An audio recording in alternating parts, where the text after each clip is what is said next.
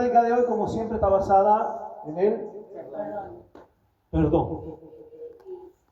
Ahora, ¿por qué tenemos que repetir tanto las prédicas del perdón? ¿Saben que a mí me cuesta ir para arriba? Bueno, algún día vamos a tener... Antes venía de allá, me sentía mejor.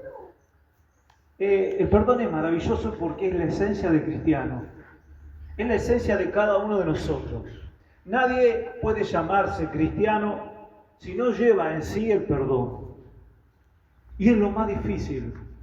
Es lo más difícil que tiene al frente el cristiano para salir adelante. Porque perdonar es lo más maravilloso que puede existir en la vida de un ser humano. ¿Hasta qué situación uno puede perdonar? ¿Hasta qué momento? ¿Qué instante? Y hay cosas que usted puede decir, es imperdonable. Pero Dios dice, todo es perdonable. Hay una sola cosa que Dios no perdona. No creer. Cuando uno no cree, no puede ser perdonado, porque tampoco puede perdonar. O sea que si hay una falta terrible en la vida del ser humano es no creer. Porque por no creer, Dios no puede perdonar. Cuando una persona cree, da ese paso de vida, porque es un paso maravilloso de vida que da el creyente cristiano cuando cree en Dios. Ve la cruz, ve a Cristo crucificado, ve derramando su sangre por cada uno de nosotros y Él te dice, Señor, yo estoy dando la vida por ellos. Y si ellos creen en mí, hay perdón. Por eso es tan esencial creer en la cruz de Cristo, creer en ese momento sublime de la historia de la humanidad, donde un hombre da su vida por cada uno de nosotros. No por todos, solamente por los que van a creer. Por eso hay un pecado que es imperdonable, es el pecado de no creer. Cuando nosotros creemos, tenemos acceso ¿a qué? Al perdón. Pero no solamente al perdón, tenemos acceso a la vida eterna. ¿Y cómo nos cuesta comprender esto? Vivimos hablando de la vida eterna, vivimos hablando del perdón, pero nos cuesta asimilarlo, nos cuesta vivirlo. Si ustedes supieran verdaderamente que por ese perdón de Jesucristo en la cruz, nosotros tenemos vida eterna, si hay una comprensión verdadera en el creyente, en el Hijo de Dios, en el cristiano, de lo que hizo Jesucristo en la cruz, no tendríamos días en donde no dejemos de adorar y glorificar a Dios. La iglesia tendría que hacer días de oración todos los días, porque es tan grande el agradecimiento que nosotros le tenemos que dar a Dios que no cabrían los días, faltarían días para que nosotros nos rindamos a sus pies. ¿Vieron lo que cantábamos en el corito, no? Que quisiéramos estar a sus pies. Y eso es lo que hace un creyente, un cristiano, cuando sabe que Dios lo perdonó. Y no mira hacia atrás, mira hacia adelante. Y no hay cosa más maravillosa que el perdón de Dios sobre la vida del ser humano. No hay otra cosa más maravillosa en la vida del creyente que vivir del perdón. Lo voy a estar invitando a abrir la palabra de Dios en el libro de Mateo capítulo 21, versículo 28.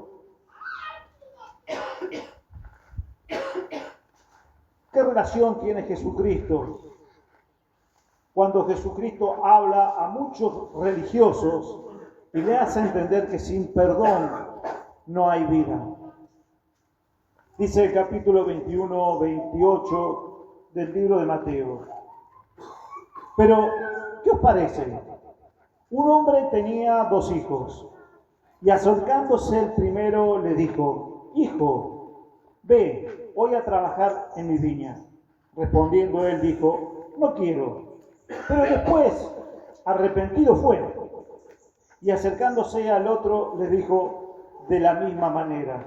Y respondió él y dijo, Sí, Señor, voy, pero no fue. ¿Cuál de los 2 hizo la voluntad de su padre? Ellos le dijeron, el primero.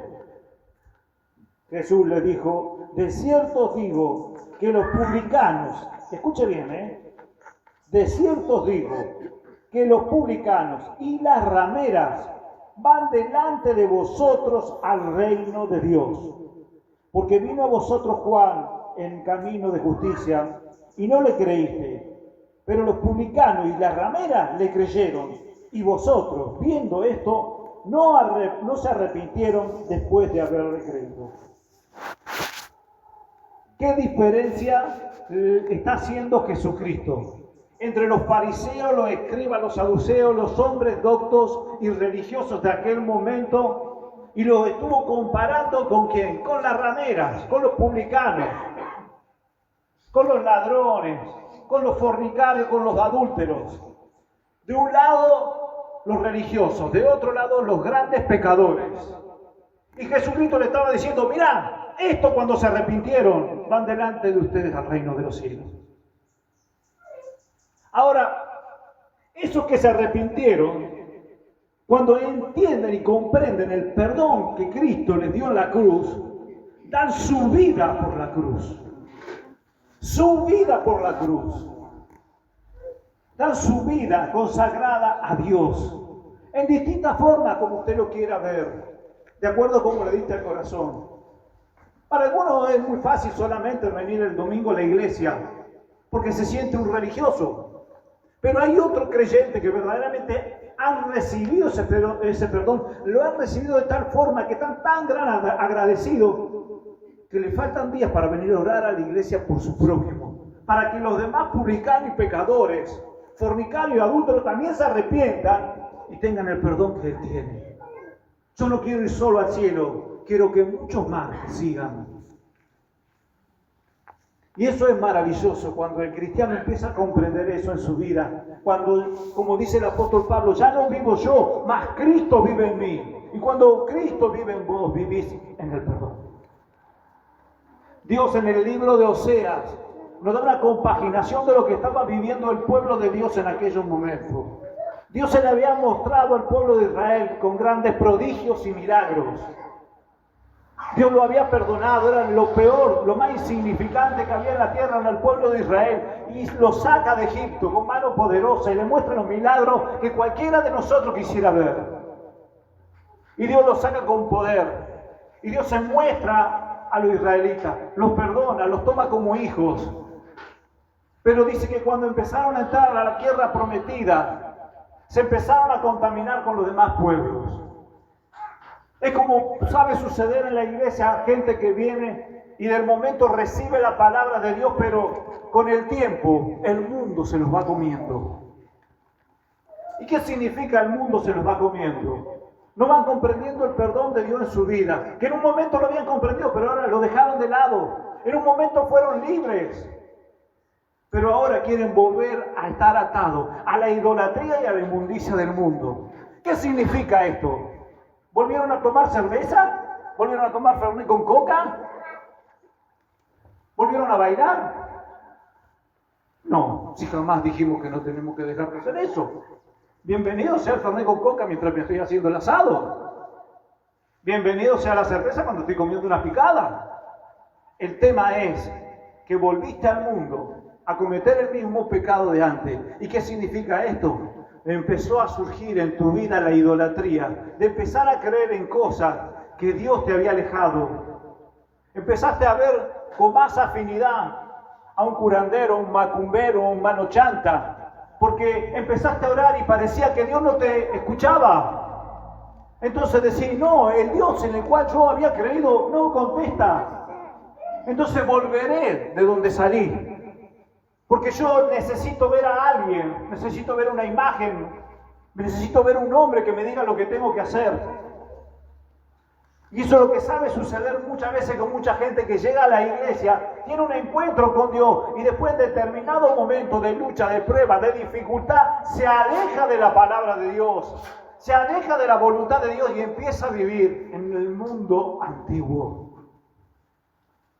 Y yo creo que cada uno de nosotros hemos comprendido muy bien qué es lo que significa volver al mundo, volver a la idolatría, volver a creer en cosas que Dios no nos manda a creer. Cuando algunos de los creyentes han orado y no han tenido una respuesta que ellos querían, han vuelto a agarrar a ver en internet a un astrólogo para ver qué es lo que le depanda el futuro, qué es lo que le va a demandar el futuro, qué es lo que tiene que hacer. Porque a todos les gusta saber lo que va a venir en un futuro. Y yo te digo que si vos no estás en Cristo, el futuro es tiniebla. Porque te pueden decir lo que va a suceder, pero no te van a decir cómo vas a terminar. Ese es el drama del ser humano. No confiar en Dios. Y eso es lo que le había pasado al pueblo de Israel. Entonces Dios habla con uno de sus profetas, con Oseas, y le da un ejemplo impresionante. Le dice: Oseas, tenés que ir y tomar una mujer ramera, una mujer prostituta, y la tenés que tomar como mujer. Porque yo te voy a mostrar lo que está haciendo el pueblo de Israel conmigo. Una cosa es la fornicación humana y otra cosa es la fornicación espiritual. Y lo que estaba haciendo el pueblo de Israel era una fornicación espiritual. Pero Dios lo quería llevar al entendimiento humano. Y lo llamó a Oseas y le dice: anda y toma una prostituta por mujer. O sea, va y toma una prostituta por mujer. Tiene 3 hijos con esa prostituta. La prostituta vivía bajo la cobertura de este hombre de Dios. Pero en un momento la mujer se cansó. El perro vuelve al vómito y la puerca lavada a revolcarse del cielo. Y en el corazón de la mujer siempre estuvo ser ramera. Entonces lo abandona a Oseas y vuelve con los demás hombres. Pero llegó un momento de su vida que esos hombres la utilizaron, la sujetaron bajo un determinado poder que se mantenía en esos momentos en la tierra, y la mujer se quedó sola. Y Dios le vuelve a hablar a Oseas, después de haber sido defraudado y engañado, y le dice: anda, porque esta mujer ahora está bajo un poder de un hombre y la tenés que ir a comprar.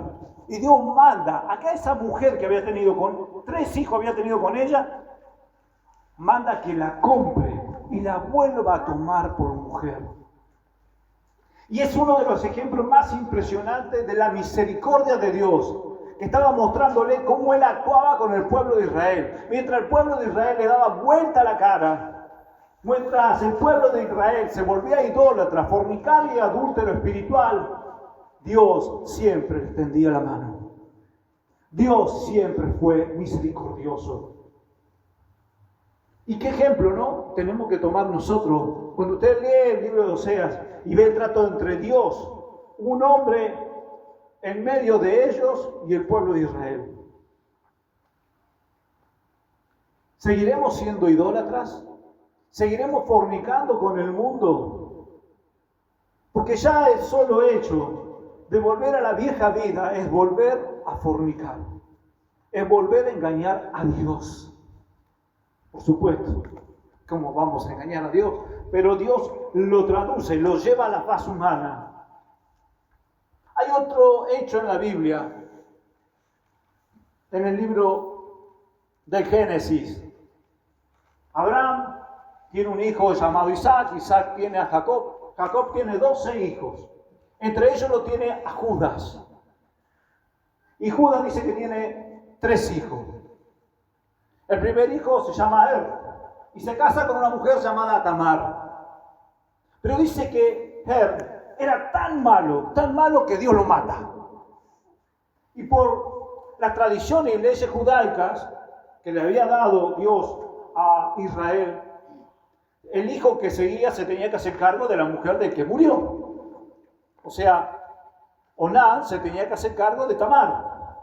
Y dice que no quería dejar descendencia Onán. Y cada vez que se acostaba con esa mujer, dice que hacía cosas que no correspondían. Entonces Dios vio la maldad de Onán y también lo mata. La mujer queda sola, sin descendencia. Solamente había un niño pequeño que se llamaba Sela, que era el tercer hijo de Judas, y que ese era el que le tenía que dar descendencia a Tamar. Yo sé que medio que se han vuelto locos, pero es la historia. Pero bueno, ¿qué hace Tamar? Tamar tiene que esperar que ese chico crezca y que le deje descendencia. Y Judas dice que se olvidó. Entonces cuando vio que Judas se olvidó, esta mujer estando en su estado de consuelo, y llevando ropas de consuelo de aquella época, dice que pensó, yo no voy a tener descendencia, pero voy a tomar la descendencia de este hombre, de Judá. ¿Y qué hizo Tamar? Se vistió de ramera, se transformó en ramera y sabía por dónde pasaba Judas. Y ella, como estaba tapada, vio que hasta el día de hoy las mujeres en Arabia, en determinados lugares, se tapan la cara. Y esta mujer, pasando por fornicaria, pasa a Judas, que estaba en su necesidad carnal y humana, y le invita a tener sexo. Y luego de tener sexo, dice cómo le podía pagar. Y la mujer le dice, bueno, entrégame tu báculo, tu cordón y tu sello. Bueno, se queda con ello. Pasado el tiempo, la mujer estaba de 3 meses y le fueron a avisar a Judas que su ex nuera estaba embarazada. Judas se agarra una calentura de novela y dice, hay que quemarla. Bueno, la vamos a quemar a Tamar, porque ha fornicado, ha hecho las cosas fuera del pueblo de Dios. Entonces, ¿qué hace Tamar? Le manda a Judas lo que le había pedido, su báculo, su sello y su cordón. Y le dice, ¿de quiénes son estas cosas por el cual estoy embarazada? Cuando Judas se da cuenta que era el padre del niño que estaba en el regazo de Tamar, dice, más justo es ella que yo. Y le perdona la vida. ¿Qué estamos hablando acá? De la fornicación y el engaño. Y de determinadas mujeres que fueron adúlteras. Y no solamente adúlteras, sino rameras. En el libro de Josué encontramos otra historia, que la mayoría de nosotros la conoce muy bien. El pueblo de Israel, antes de pasar el Jordán, ya tomando la tierra prometida, Josué manda a 2 testigos, 2 espías, a Jericó, para ver cómo estaba la tierra, cómo estaba el pueblo, cómo lo estaban esperando. Esa famosa inteligencia judía, que hasta el día de hoy perdura, que es la mejor inteligencia del mundo. Manda a los 2 espías, y estando en la ciudad, ven la situación económica y social del pueblo de Jericó. Pero para resguardarse van a una casa, ¿de dónde? De una ramera. La ramera le abría las puertas a todo. Entraron estos 2 hombres de inteligencia israelí a la casa de Rahab, la ramera. Y dice que Rahab, la ramera, se dio cuenta de que el rey se había enterado de que estaban buscando a 2 espías israelitas que estaban dentro de Jericó. Y lo primero que hicieron es mandar a los soldados a la casa de Rahab. Y cuando se entera Rahab, dice que esconde a los 2 espías en el tejado y le echa lino sobre su cuerpo. Y cuando van los soldados no lo pueden encontrar, estaban en el tejado. Cuando se van los soldados, después de 3 días, dice que los hombres de inteligencia judía le preguntaron a Rahab por qué había hecho eso. Porque yo creo que el Dios de ustedes es un Dios poderoso. Esa es la contestación que le da la prostituta, la ramera, Rahab. Porque el Dios de ustedes es un Dios poderoso y el pueblo está consternado, está afligido porque sabe que ese Dios tiene poder y que nos puede tomar, que puede destruir todo lo que es Jericó. Yo creo en ese Dios que ustedes tienen porque es un Dios poderoso. Esa es la fe de la mujer ramera. Y llegan a un convenio con estos 2 espías, que cuando tomen la ciudad de Jericó, ella tenía que poner una cinta roja, una cinta sobre la ventana, para que cuando ellos atacaran, no tomaran la casa de Rahab, la ramera. Cuando el pueblo de Israel, que ya sabemos toda la historia de las 7 vueltas y el 7º día, gritan la trompeta, el pueblo de Israel toma Jericó, dice que la única casa que dejan en pie es la casa de la ramera, de Rahab. Y no solamente se salva a ella, se salva a sus padres, sus hermanos y toda su familia. Por el solo hecho de haber creído en ese Dios todopoderoso, del cual todo el mundo hablaba en Jericó, pero nadie estaba convencido de entregarse, sino que se estaban oponiendo a ese Dios todopoderoso. Y Dios dice que le contó por fe a esa ramera llamada Rahab. Yo quiero que vayan examinando toda esta historia para llegar a una conclusión. ¿Qué otra parte encontramos en la Biblia? En el libro de Lucas, capítulo 7, versículo 37, Jesús en la casa de Simón el fariseo. Voy a empezar desde el versículo 40 en adelante, pero la historia cuenta que estaba Jesús en la casa de un fariseo, el cual le invitaban a comer, y dice que apareció una mujer de mala vida, que había vivido en la prostitución y estaba viviendo en la prostitución. Entonces cuando vio esa mujer a Jesús, dice que se postró a sus pies, como dice la canción, y empezó a besar los pies de Jesús, lo empezó a ungir con su perfume y llorar a los pies de Cristo. Cuando el fariseo vio esto, dijo: este, si fuera profeta, conocería quién y qué clase de mujer es la que le toca, que es pecadora. Y lo que le responde Jesús es lo siguiente: Simón, una cosa te digo. Di, maestro, le dijo Simón. Un acreedor tenía 2 deudores. El uno le debía 500 denarios y el otro 50. Y no teniendo ellos con qué pagar, los perdonó a ambos.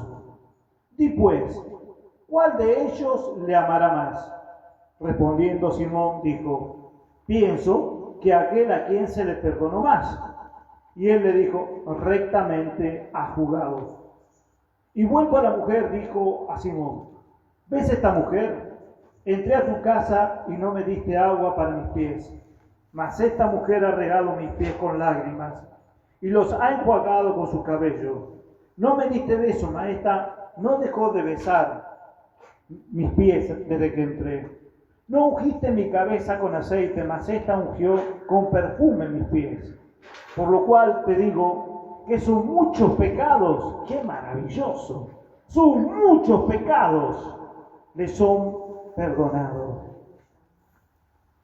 Porque amó mucho, mas aquel a quien se le ha perdonado poco, poco ama.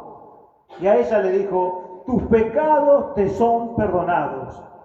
Y los que estaban juntamente sentados a la mesa comenzaron a decir entre sí: ¿quién es este que también perdona pecado? Pero él le dijo a la mujer: tu fe te ha salvado, ve en paz. ¡Oh! ¡Qué palabra maravillosa! Y esta última palabra es clave: ve en paz. Cuando uno es consciente que Dios lo perdonó totalmente de todos sus pecados, díganme ustedes que han comprendido ese perdón, ¿no se sienten con una paz que sobrepasa hasta el entendimiento humano? Tal vez no todos tuvieron esa experiencia, pero aquellos que han comprendido lo que es el perdón verdadero de Dios en nuestras vidas, tienen paz. Y como muchas veces hemos predicado, y lo hemos dicho y lo vamos a seguir diciendo, no importa lo que hiciste, lo que importa es lo que vas a hacer. ¿Qué vas a hacer con esa paz que hoy te dio? ¿Qué vas a hacer de ahora en adelante? ¿Vas a cambiar tu vida? ¿Ya dejaste de ser ramera, de ser un fornicario, dejar de ser un adúltero? Esas cosas maravillosas que Jesucristo demostró mientras caminaba sobre Israel. Juan capítulo 4, versículo 4. La mujer samaritana. Todos conocemos este pasaje de la palabra de Dios. Jesucristo tenía que pasar por Samaria, no le quedaba otra. Y dice que en un momento determinado fue a un pozo de agua. Y no tenía con qué sacar el agua, pero él se quedó sentado, como siempre seguro, meditando en las cosas de su padre. Los discípulos habían ido a buscar comida dentro de la ciudad. Y mientras esto sucedía, apareció una mujer. Y Jesucristo le pidió a la mujer que sacara agua. Y entra en una conversación, no la voy a hacer larga, y entra en una conversación con la mujer. A tal punto que le dije a la mujer: ¿por qué no vienes con tu esposo? Ella le dijo, sí, tengo uno, pero no es mi esposo. Claro, le dice Jesús, porque ella ha tenido 5 esposos. O sea que era una mujer que venía de mala vida. ¿Y cómo lo sabe, maestro? Y ahí es donde Jesucristo le expresa quién es Él, que es la vida, que es el agua de vida. Y que si esa mujer empezaba a tomar de esa agua de vida, iba a ser de vida eterna. Esta mujer desenfrenadamente, luego de haber visto, observado y oído lo que Jesucristo le dijo, salió corriendo hacia la ciudad y él empezó a decir a todos los samaritanos, los cuales no podían recibir la palabra de Dios, empezó a recibir la palabra de Dios. Y dice que todo el pueblo salió a encontrarse con Jesucristo. Y dice que Jesucristo se quedó por 3 días predicando el evangelio en ese lugar. Todo por la causa de esa mujer ramera que escuchó con fe lo que Jesucristo le estaba diciendo y que la estaba llamando al arrepentimiento. Así obraba el Señor. Con las rameras, con los publicanos, con los pecadores. A esos le predicaba el evangelio. A esos los llamaba a reconocer su error, su pecado y su vida. Y a eso lo iba a utilizar. En Lucas capítulo 8, versículo 2, encontramos la historia de María Magdalena. También conocemos esta historia. Una mujer de una vida terrible. Pero dice que en un momento va a una de las campañas de Cristo y la mujer recibe al Señor. Y lo que pasa es que esa mujer estaba endemoniada y tenía 7 espíritus peores. La Biblia no dice nada de que María Magdalena era una prostituta. Ahora yo les pregunto, si una mujer tiene 7 espíritus demoníacos, ¿qué pensás que vida llevaba? María era Magdalena, pero no porque tenía ese nombre Magdalena, sino era porque era de Magdalá, una ciudad distante. Pero María Magdalena se entrega a Cristo. Cuando se entrega a Cristo, el Señor obra en ella, le saca los 7 espíritus inmundos. Y como nos ha sucedido a muchos de nosotros, cuando te prendieron la luz y te diste cuenta de la vida que llevabas, esa vida inmunda, decadente, degradante, porque eso es lo que está viendo Dios hasta que la persona se convierte y llega a Él. Es como nosotros vivíamos en el pasado, que creíamos que estábamos viviendo una buena vida y haciendo las cosas de acuerdo a nuestros pensamientos. Bien. Porque eso es lo que cree el hombre. Cuando no tiene a Dios, cree que sus pensamientos son los correctos y son los que tiene que seguir en esta vida. Hasta que un día Dios te prende la luz. ¡Wow! Y te das cuenta dónde estabas viviendo, cómo estabas viviendo, qué era lo que hacías. Que estabas totalmente en contra de la voluntad de Dios y que si seguías teniendo esa forma de vida, cuando ibas a morir en esta tierra te ibas a ir al infierno. Esto es para los que creen en el infierno. Entonces dice que esa mujer, María Magdalena, se convirtió al Señor y lo empezó a servir al Señor. Como todas las mujeres que servían al Señor. Siempre me pregunté, ¿por qué las mujeres servían al Señor? Es lo mismo que sabe suceder casi siempre en la iglesia, ¿no? Vieron que la mayoría de las mujeres son las que se encargan de las cosas de la iglesia. Pero dicen que entre los 12 apóstoles no había ninguna mujer. Por algo había pasado. Por algo pasaba.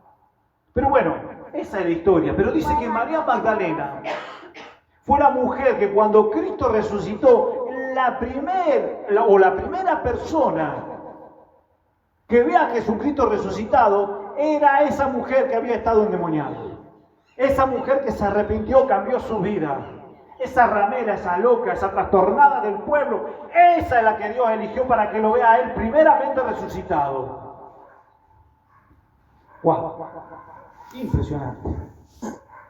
Misericordia de Dios. Gracia de Dios.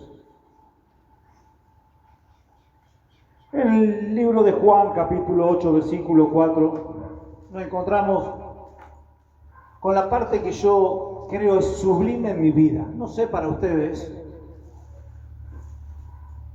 que todos conocemos. Porque hay cosas que yo siempre digo, y la mayoría de los que están acá saben bien lo que yo he pensado en cuanto a esto. que yo daría mi vida en esta misma hora, en serio, Dios me saque de esta tierra. Quisiera morirme en este mismo momento e instalarme en ese momento de la historia de la humanidad en Cristo y la mujer adúltera. Una mujer había sido encontrada en el mismo acto de adulterio. Y lo que correspondía de acuerdo a la ley judaica era apedrearla. En ese momento la llevan ante la presencia del Señor. Por supuesto, gran parte del pueblo, que todos se creían justos, con tener una piedra en la mano y por hacer justicia de acuerdo a sus leyes. La llevaron ante la presencia del Señor y le dijeron: Señor, esta mujer ha sido encontrada en el mismo acto de adulterio y de acuerdo a la ley de Moisés debe ser apedrada. Jesucristo dice que estaba escribiendo en el suelo, y eso es una de las causas por las cuales yo quisiera estar en ese momento. A ver, ¿qué estás escribiendo, Jesús, en el suelo? Y dice que Jesús escribía en el suelo, y todo esperando a ver lo que iba a decir el Señor. Y el Señor solamente se levantó, los miró a la mujer y le dijo: el que esté libre de pecado, que tire la primera piedra. Para ustedes hoy es una prédica o una palabra común. La hemos escuchado tantas veces, la hemos sentido tantas veces, hasta visto en películas.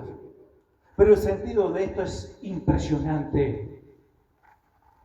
Porque hoy lo decimos como algo común, silvestre, pero en ese momento había que decirlo.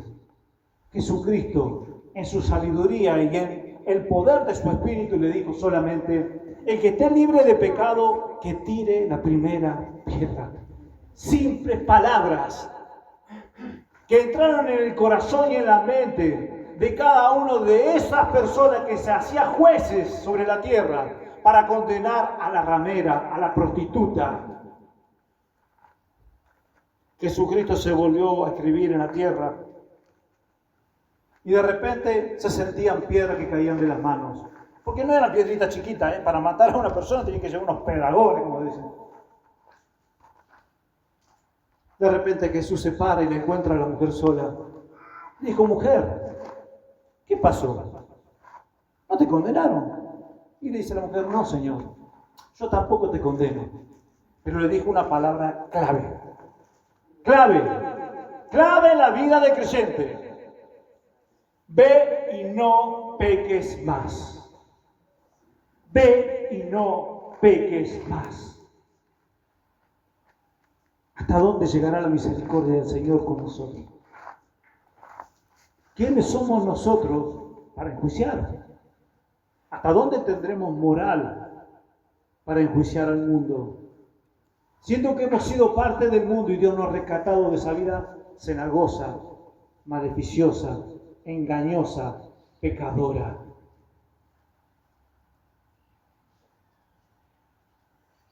¿Saben lo que es maravilloso?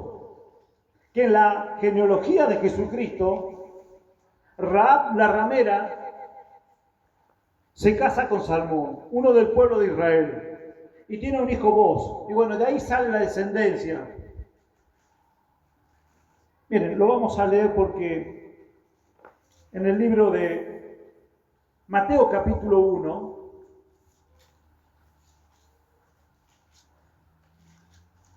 versículo 3. Abraham engendró a Isaac, Isaac a Jacob, Jacob a Judá y a sus hermanos. Judá engendró a Tamar. Judá entregó de Tamar a Fares. Fares a Herrón a Aram, Aram engendró a Aminadab, a Nazón, a Salmón. Salmón engendró a Rahab y ella tuvo Boz. Boz engendró a Ruth, Ruth a Obed a Isaí, Isaí engendró al rey David. De dos mujeres que pasaron su vida en un momento determinado por prostituta, como Rahab y Tamar, viene la descendencia de Jesucristo. ¿Se dan cuenta? La descendencia de Jesucristo tiene mujeres rameras en su sangre humana y la sangre del perdón que derramó Jesucristo en la cruz. Mientras muchos cerraban las puertas, Jesucristo las abría. El reino de Dios no se construye bajo currículums morales, sino bajo la fe y el arrepentimiento de las personas. Muchos religiosos se pueden creer justos, pero el único justo es Dios. Y el único que puede perdonar pecados de tal magnitud es nuestro Dios. Por el simple hecho de que Jesucristo vino un día a esta tierra, sufrió como cada uno de nosotros, fue tentado como cada uno de nosotros, y Él sabe lo que es llevar encima esta carne pecaminosa y dolorosa, que constantemente te lleva a pensar cosas feas y malas, que siempre estamos pensando lo negativo.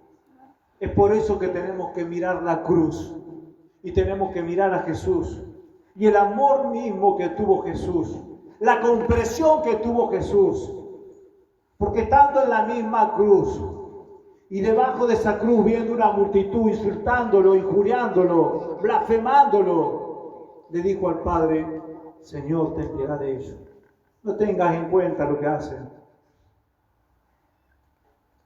Ese es el amor maravilloso y glorioso que nos dejó Jesucristo a aquellos que nos llamamos cristianos. Si no practicamos esto, no vamos a tener perdón y no vamos a tener vida eterna. No hay cosa más maravillosa que saber que por ese perdón maravilloso hoy nosotros podemos ser eternos. Lo invito a inclinar el rostro por un instante.